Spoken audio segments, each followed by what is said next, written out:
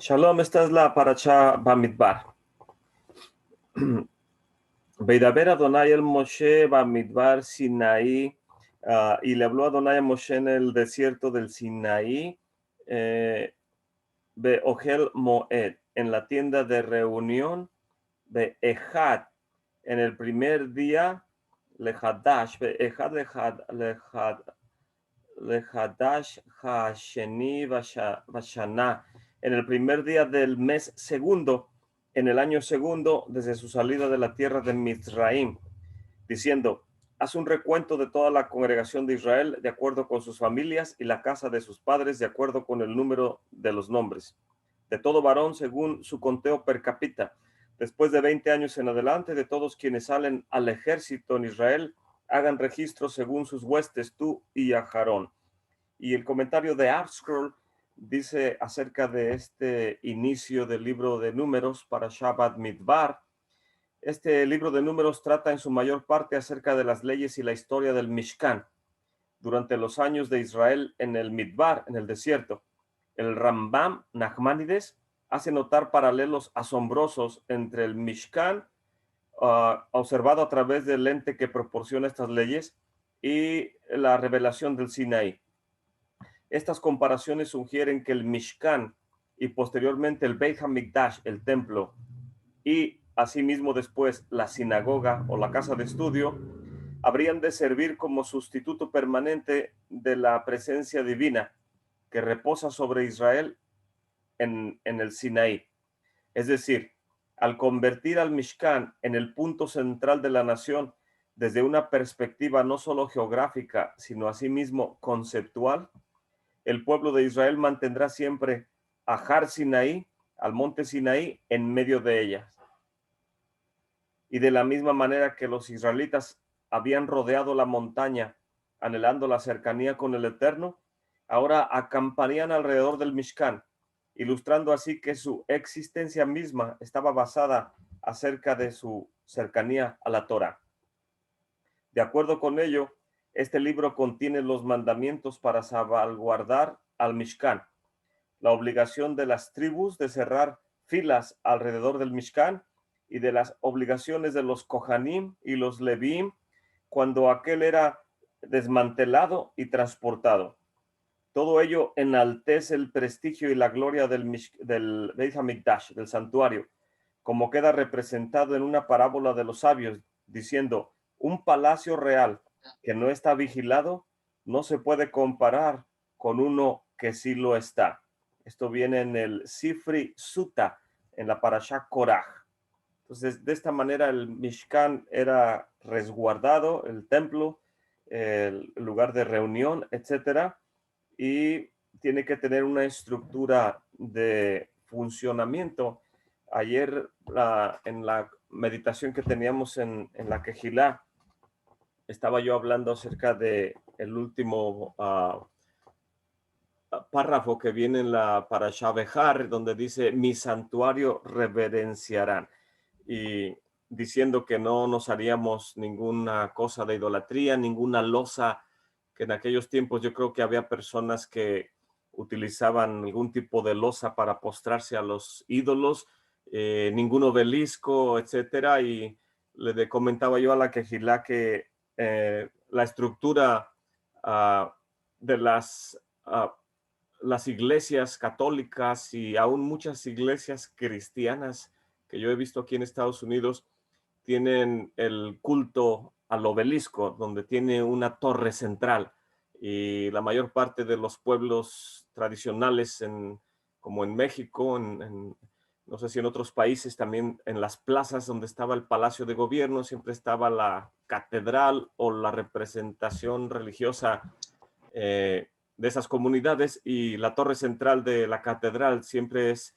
representando un obelisco. Y podemos ver también en las construcciones de las ciudades estructuradas de una forma de acuerdo a los masones o los grupos políticos, las élites que estructuraron ese tipo de arquitectura o de organización en las ciudades, como en Washington, la forma que está el obelisco ahí. Mucha gente viaja y aún creyentes de de la Torá, sacan sus selfies en estas ciudades, en estos obeliscos o en estas supuestas catedrales o iglesias que representan para ellos algo culturalmente, pero en el aspecto espiritual, la Torá nos dice que no debemos de apegarnos a ese tipo de cultos.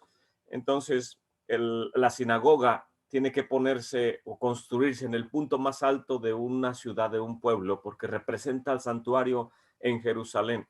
Y hay reglas para el comportamiento alrededor de la casa de estudio en el Shulchan Aruch, que regula el comportamiento del individuo desde que se levanta hasta que se acuesta en el ciclo de los meses, qué hacer en Shavuot, qué hacer en Shabbat, qué hacer en Pesach, qué hacer en un matrimonio, en un funeral, cuáles son los reglamentos, la halakha, etcétera. Entonces el Shulchan Aruch nos delinea muchos de los aspectos de cómo reverenciar el santuario en base al Beit HaMikdash, y no solamente en base a las leyes del santuario en Jerusalén, sino en base a lo que el Eterno dice en la Torá en referencia al monte Sinaí y al Mishkan, el tabernáculo, cuando fue construido, inaugurado, y ahora en esta parashá, el tránsito de las tribus de toda la comunidad de Israel en medio del desierto tiene que ser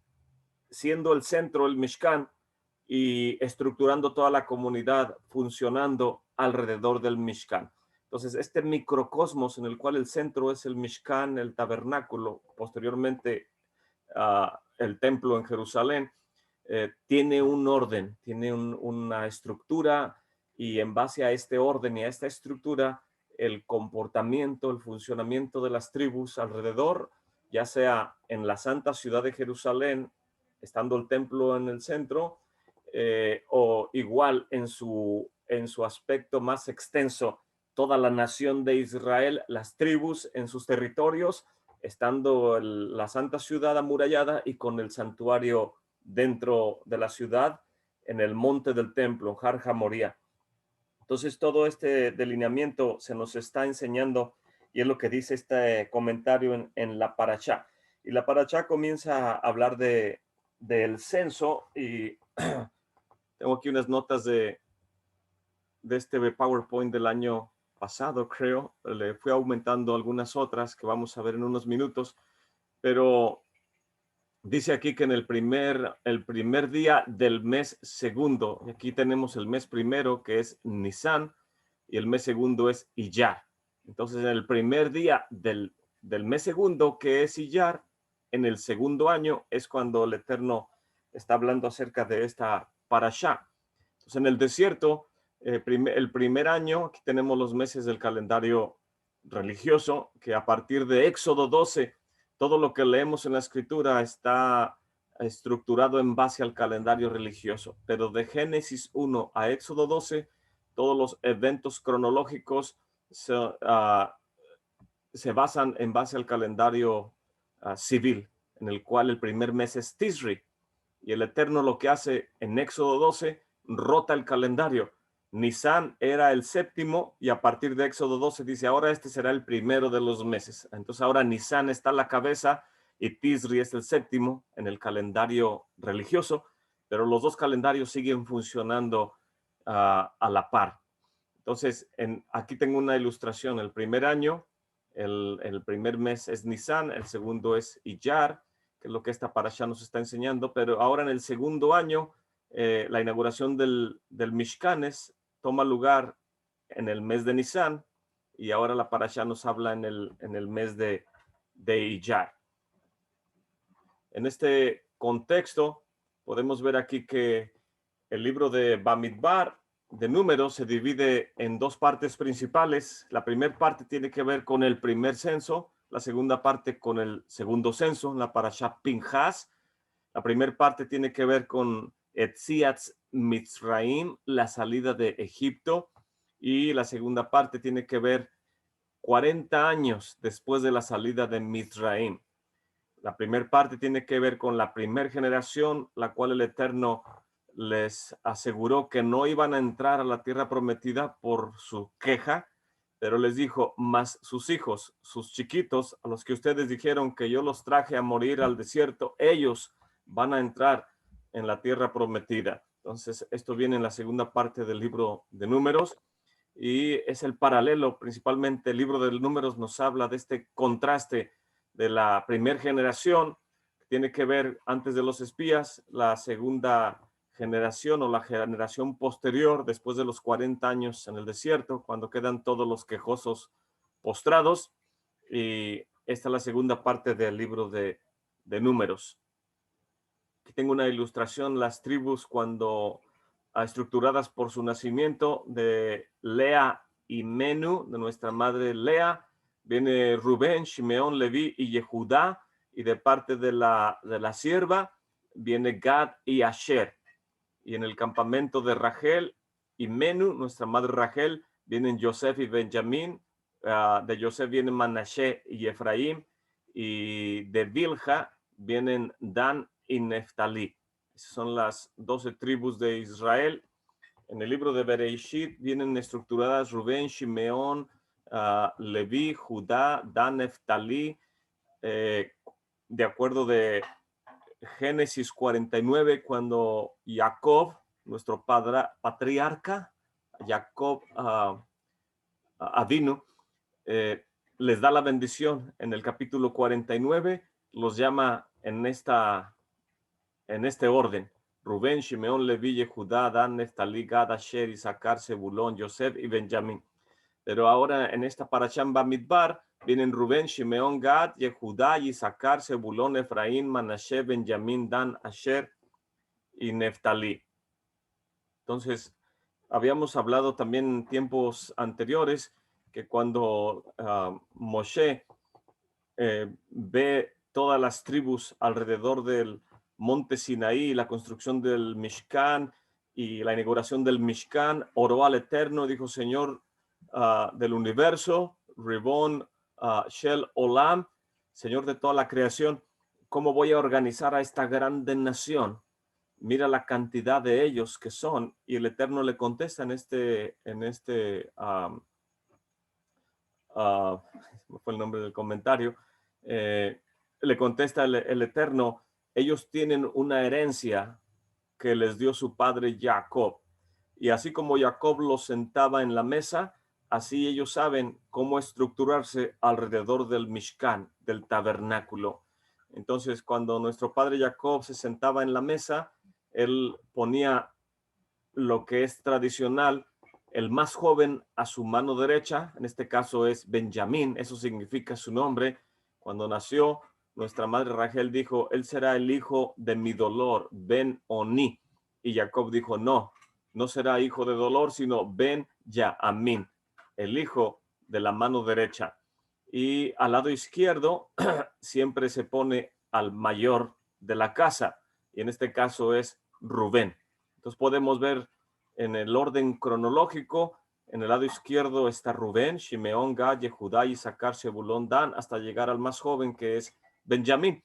Y esto nos sirve para poder no solamente entender la estructura de las tribus rodeando el Mishkan, sino aún cuando el Mesías viene y elige a los 12, y cuando está sentado a la mesa, el Mesías los estructura en base del mayor a su izquierda y el menor en edad, que representa la fuerza, en su mano derecha, que la mano derecha representa al Mesías, representa la fortaleza.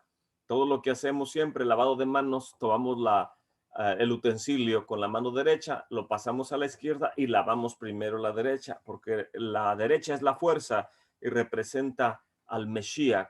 Entonces, en este aspecto, cuando el Mesías le dice a sus talmidim, a los discípulos: uno de ustedes me va a entregar, y Pedro, que estaba recostado, estaba a un lado del discípulo joven, que era Yohanan, el más joven. Yohanan estaba recostado en el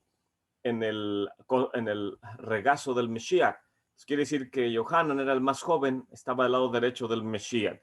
Y Yohanan es el que le pregunta: ¿quién de nosotros, Señor? Y el Mesías le dice: el que come su pan conmigo, el que moja su pan conmigo, levantó contra mí su calcañar, haciendo alusión al rey David con su uno de sus grandes consejeros que lo traicionó, Agitofel. Entonces, en este contexto le da el pan a Judas y por, eh, por esta narrativa entendemos que Judas era el mayor en edad en todos los 12 y Juan era el menor en edad, representa la fuerza. Entonces, aprendemos a interpretar un tanto los evangelios cuando aprendemos de las tribus de Israel. Rashi dice, en cuanto a Leví dice, él no cargará mi féretro, puesto que a él le toca cargar el Mishkan. Entonces, Leví en este contexto no puede cargar el féretro de Jacob, y Yosef dice, no cargará mi féretro porque él es rey. En Mizraim, Yosef era como el faraón, era solamente segundos como rey, no era correcto que él cargara el féretro de nuestro padre Jacob. Cuando falleció, no solamente los enseñó a sentarse en la mesa, sino que también cuando falleció Jacob iban a cargar su féretro de la manera en cómo ellos se sentaban a la mesa. Y los sabios de Israel nos enseñan que en la Edad Media grandes rabinos, grandes sabios y estudiosos pedían a sus familiares que cuando ellos llegaran a fallecer pudieran mandar a hacer su ataúd con la madera de la mesa donde hacían las oraciones, donde hacían Havdalá, donde se sienta uno a comer.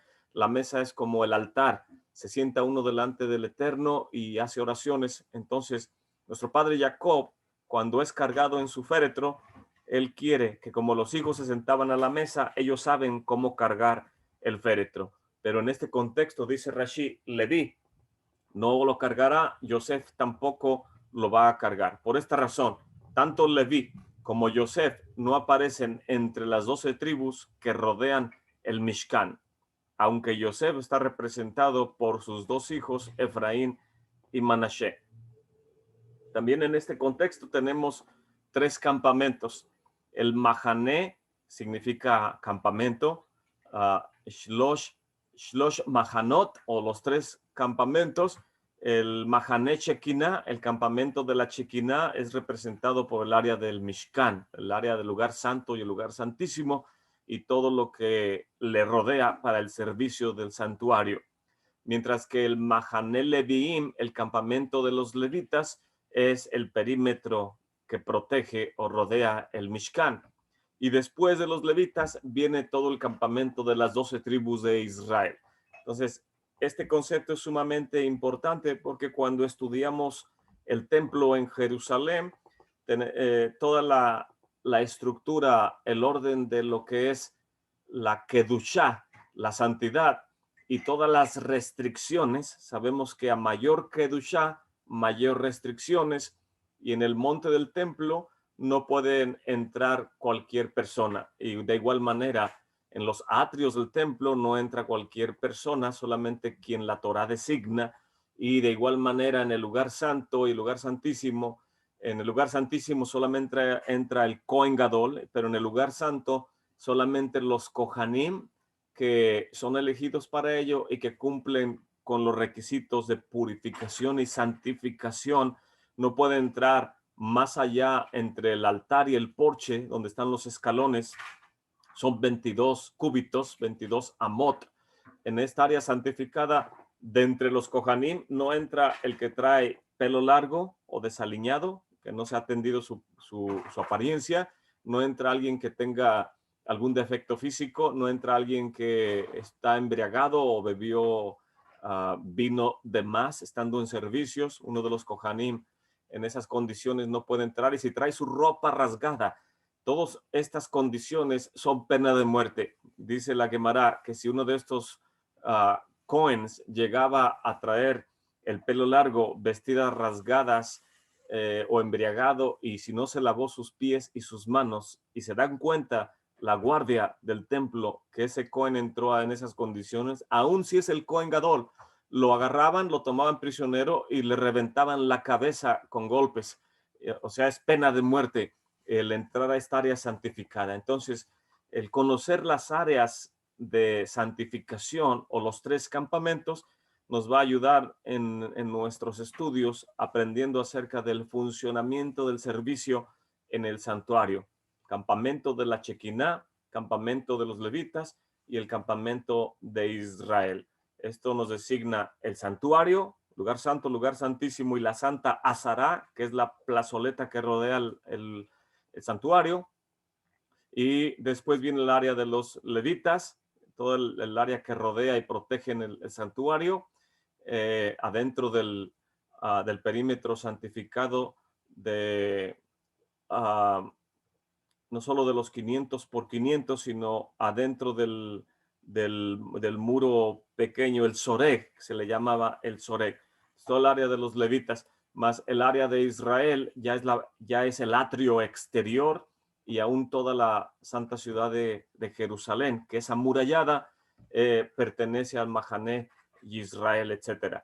Entonces, esta información nos ayuda a poder entender esos conceptos. En cuanto a ofrendas, quién trae, hasta dónde puede entrar, por qué razón, en qué condiciones, es hombre, es mujer, es levita, es kohanim, etcétera, etcétera. Entonces, los 3 campamentos es un tema sumamente importante. Organizando el campamento. El Eterno le instruyó a Moshe y a Aarón que organizaran los mahanot o el campamento. Debía ser cuadriliteral, con el Mishkan en el centro y rodeado por sus 4 lados por los mahanot o los campamentos, tanto de los leviim como del resto de las tribus. Cuando decimos levitas, incluye a los kohanim y a los leviim. Perdón. Rashi nos dice en uno de sus comentarios en esta parashá de Números que había 3 campamentos, uno dentro del otro, cada vez que acampaban. El área dentro de las cortinas era llamado el Mahané Shekinah, campamento de la Shekinah. Y el campamento de los Leviim que rodeaba el Mahané Shekinah era el Mahané Levim. Y de ahí hacia afuera, hasta el final del campamento de las divisiones de las 4 direcciones, norte, sureste, oeste, estaba el Mahané israelí, el campamento de los israelitas. El leproso tiene que salir de todos ellos. La persona que tiene un flujo o una segregación en su cuerpo, ya sea en algún orificio, sus oídos, algún tipo de herida, una mujer que dio a luz, un varón que tuvo un flujo, una segregación nocturna, etcétera. Todas estas personas se les permite permanecer en el Mahané israelí, pero son expulsadas de los 2 campamentos más adentro, son más santificados. Mientras que una persona que se había vuelto impura a causa de un cadáver, se le permite permanecer dentro del campamento de los israelitas, etc. Son algunos de los ejemplos de lo que limita al individuo de entrar a las áreas santificadas de acuerdo a cómo sea su condición en el ciclo de vida o en el transcurso de su vida diaria, si la mujer dio a luz, si alguien contrajo algún tipo de tzarat o alguna de estas condiciones. Los campamentos, dice en el libro de Génesis, los sabios nos enseñan que en base a Bereshit 32:2, dice, y Jacob siguió su camino y los ángeles del Eterno le salieron al encuentro y lo encontré. Implica que los ángeles siempre caminan en ese territorio, en la tierra de Israel. Por lo tanto, deben ser recibidos por alguien que entra en ese territorio. Por esa razón, Jacob llamó a ese lugar Mahanaim, en plural. Mahané es singular, Mahanaim es campamento. Y cuando uno hace la oración del viajero, dice precisamente esta parte de la escritura, y dice, por tu salvación añoro, Hashem, por tu salvación añoro, etcétera. Hace referencia a esta habitación, lugar de los campamentos, Mahanaim. La Gemara también nos dice en el Tratado Sanhedrin 42, folio B, la Gemara pregunta, ¿y el lugar de apedreamiento o lapidación estaba justo fuera donde estaba la corte y nada más? ¿Es suficiente que el lugar de ejecución esté a poca distancia donde está el tribunal o la corte, o tiene que estar más lejos? Pero No se enseña en una baraita que el lugar del apedreamiento estaba fuera de la distancia que equivale a la longitud de los 3 campamentos en el desierto, el campamento de la Shekinah, el campamento de los Leviim y el campamento de los Israelín. En Jerusalén había 3 campamentos que corresponden a esto: el templo con su atrio, el monte del templo con todo su perímetro y el resto de la ciudad. Es lo que acabo de explicar anteriormente. Por lo tanto, la distancia en el desierto, afuera de los 3 campamentos, corresponde a un lugar fuera de la ciudad amurallada, que es la santa ciudad de Jerusalén. En este contexto, ahora podemos entender que cuando Esteban es apedreado y es muerto, es justamente apedreado fuera de la ciudad amurallada y no dentro del santuario, no justo donde está siendo enjuiciado delante del Sanedrín, sino que es tomado, sacado fuera de la ciudad amurallada y se le da muerte en el lugar donde el Sanedrín tenía esta área. Algunos creen que es justo fuera de la esquina sureste, donde da cara al Monte de los Olivos, ahí en la esquina sureste del templo, donde se le llama el pináculo del templo, donde el Hasatán vino a atentar al Mesías, arriba de este pináculo, en la parte inferior, abajo, es donde, fuera de la muralla, donde se cree, muchos creen que ahí es donde se le daba muerte a quien era lapidado. Entonces, en base a estas comentarios de la Gemara y de los comentaristas de Hakamim, de los sabios, podemos ilustrar un poco algunos de los versículos del Brit Hadashah.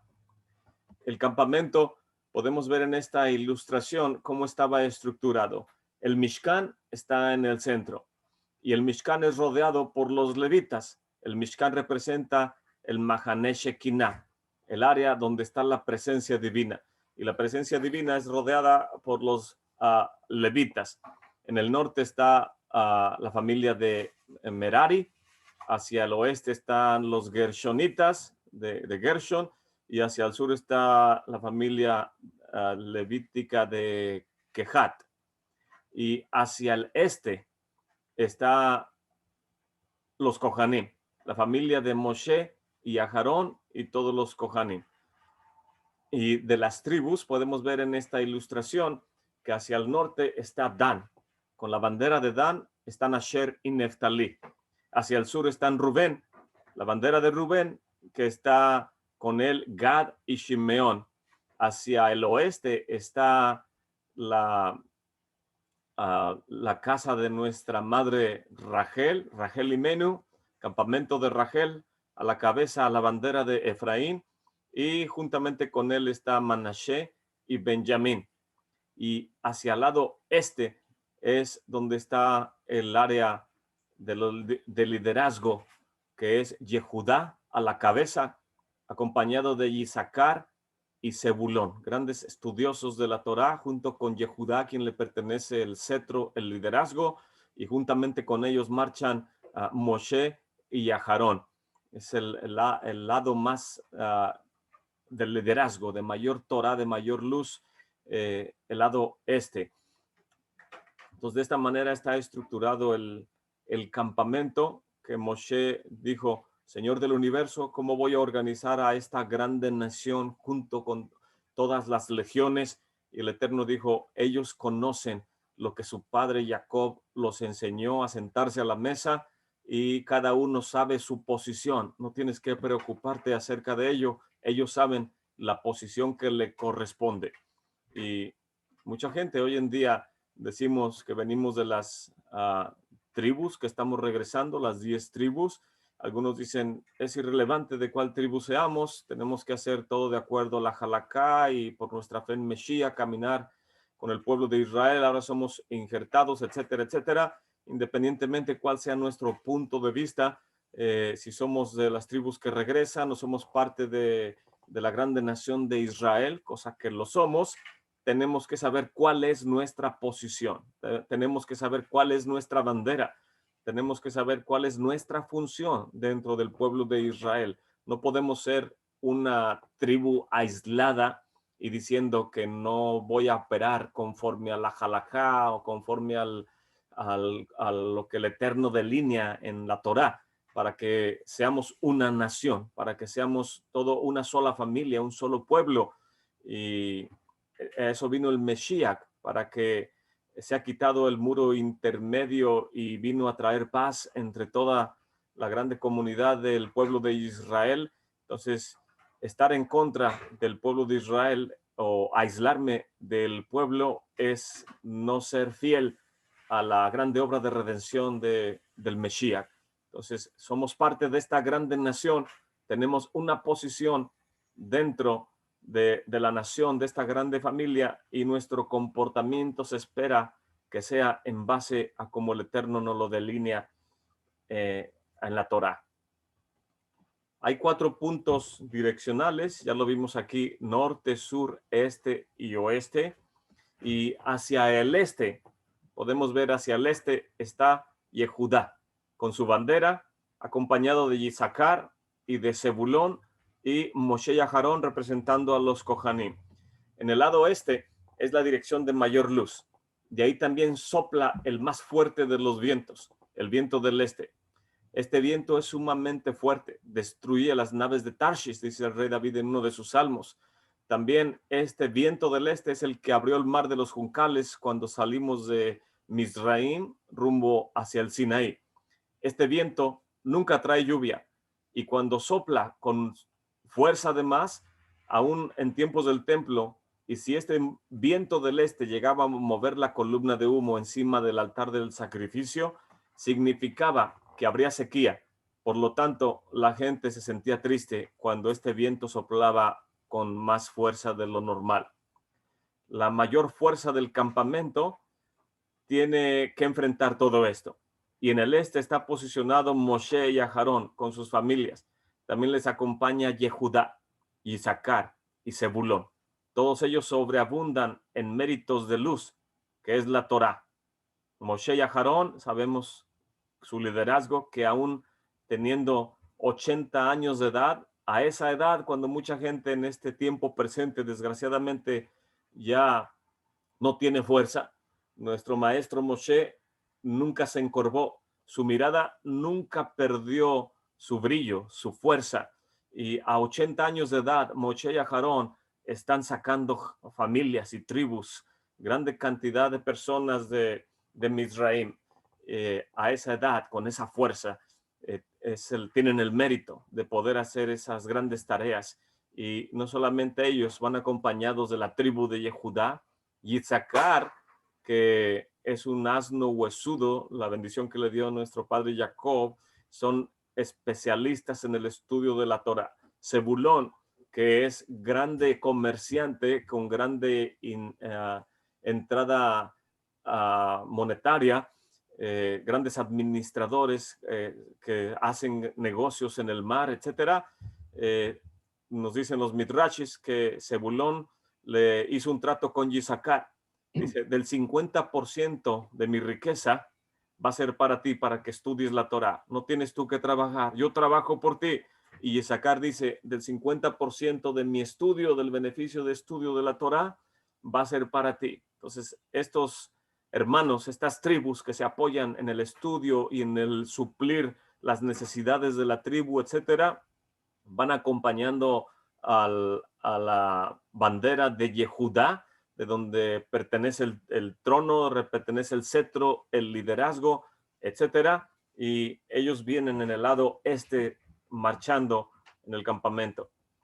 En el lado sur, de ahí desciende tanto el rocío como las lluvias. Este es el campamento donde la familia de los levitas de Kehat se encargaban de los utensilios, el arca y la mesa del pan de la presencia, el altar del incienso, todos los utensilios del lugar santo y lugar santísimo estaban a cargo de la familia de los quejatitas. En el lado sur, este es el lado sur donde el Eterno suple lluvia, y el éxito siempre viene del lado sur en el mérito de que observemos la Torá. Rubén está en este campamento con la bandera. Rubén es grande en Teshuva.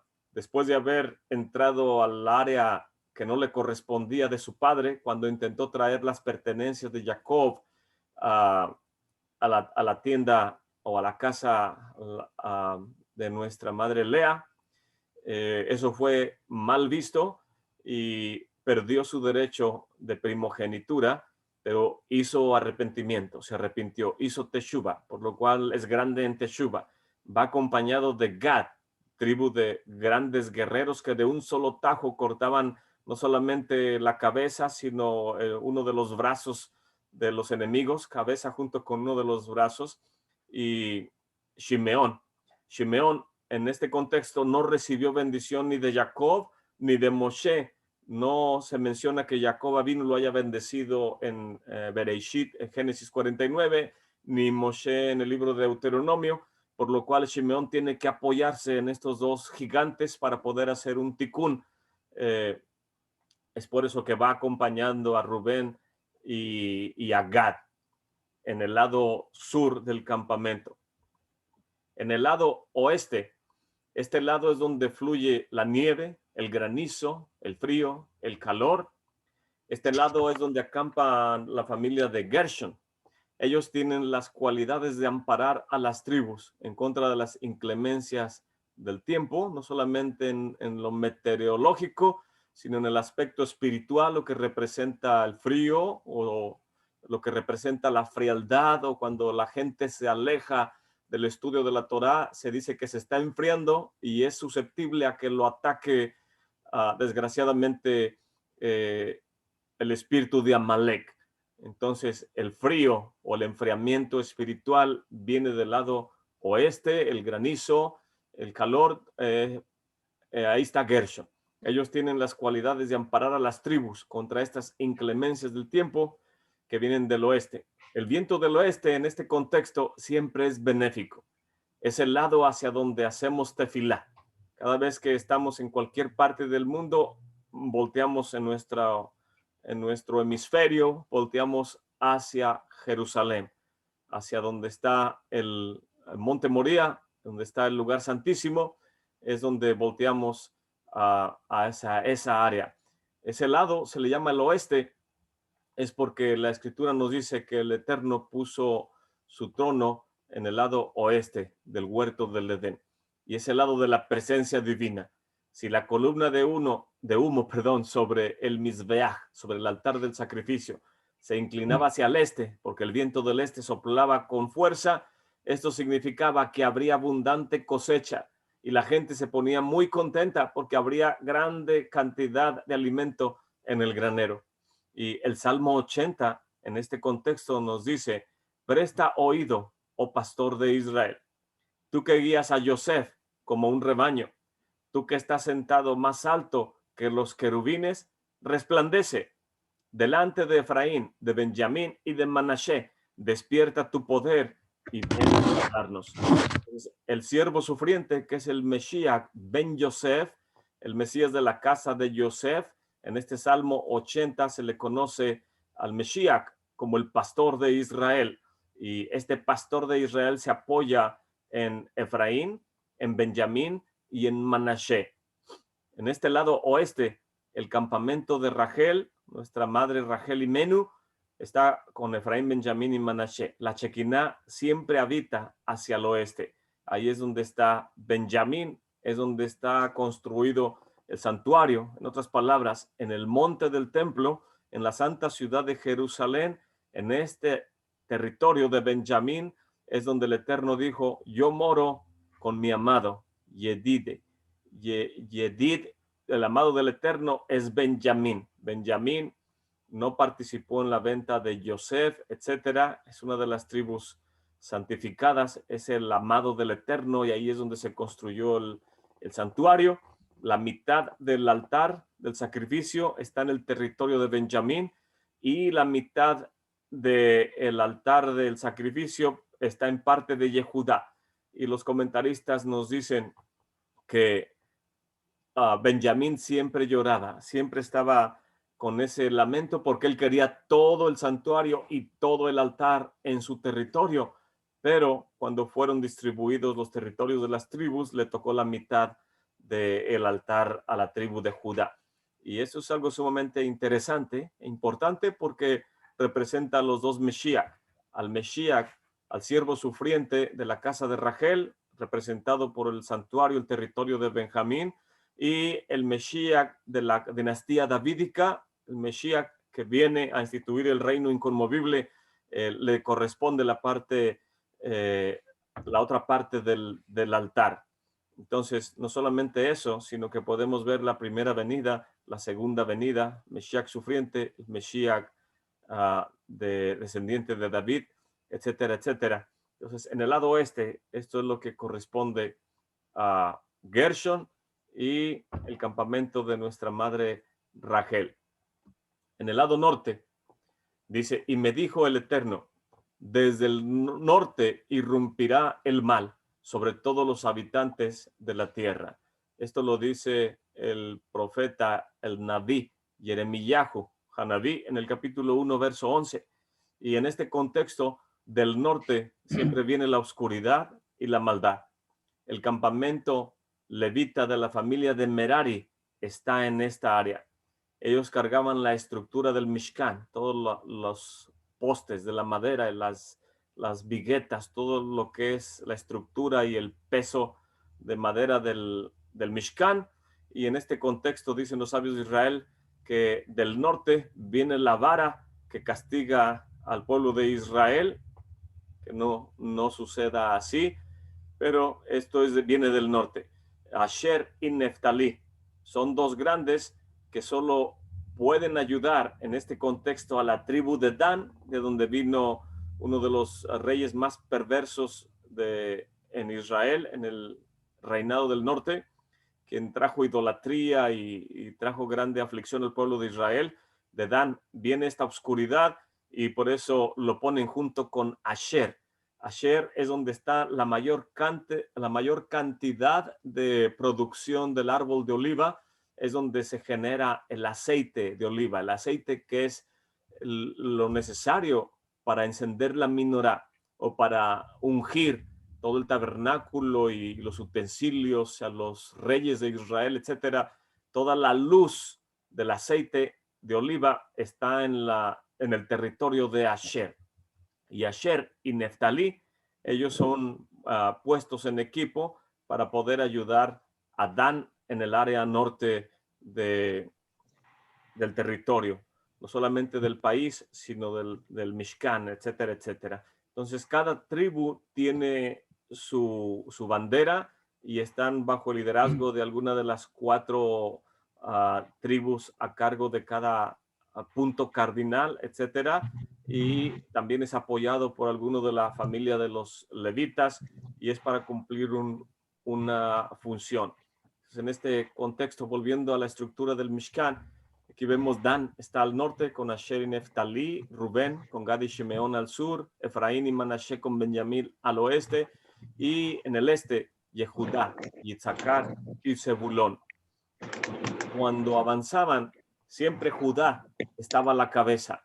Después viene Rubén con su campamento, Efraín con su campamento y Dan al final con su campamento. Entonces, esto es la estructura de cómo funcionaban las tribus en ese tiempo, y es lo que esta parashá nos está tratando de ilustrar. No sé si alguien tiene algún comentario, hermanos, en este contexto.